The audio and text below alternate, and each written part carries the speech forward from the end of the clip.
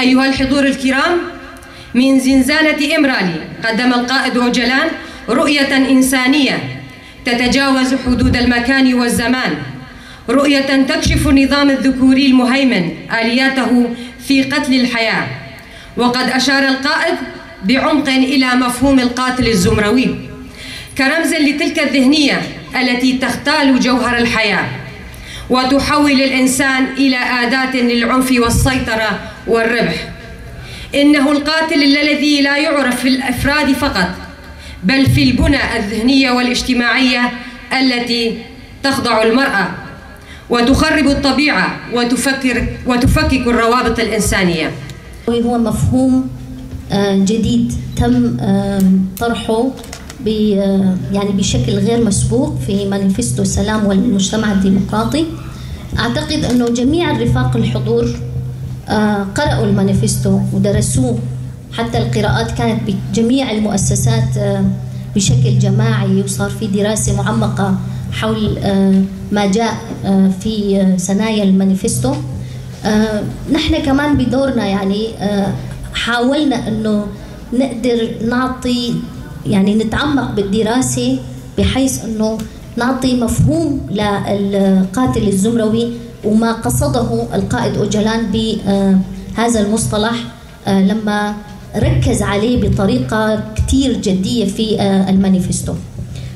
هلا كمقدمة يعني مع استمرار الأزمات البنيوية، مع استمرار القضايا المجتمعية المتجذرة في المجتمع مثل الحروب والإبادات والاحتلال والفقر والعبودية والتأزم البيئي وقضايا المرأة، لا نجد سبيلا إلا إلى العودة إلى أصل القضايا وتحليلها وتشخيصها لفهم ووضع الحلول المناسبة لها.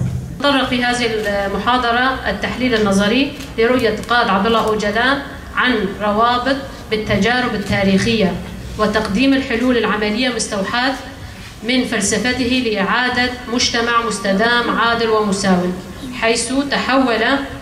حيث التحولات العميقة التي يشهدها العالم المعاصر وخصوصا منطقة الشرق الأوسط تكشف عن أزمات مركبة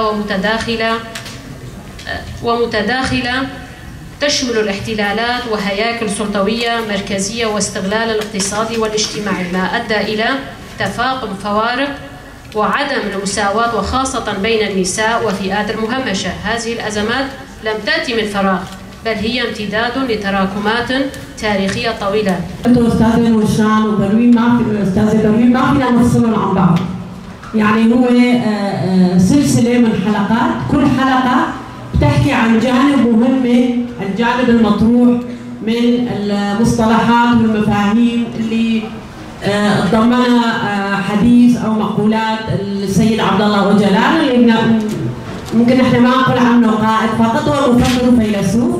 فبهي الصفه انا بشوفها افضل بالنسبه للطروحات اللي عم يطرحها وخاصه بما يخص المراه.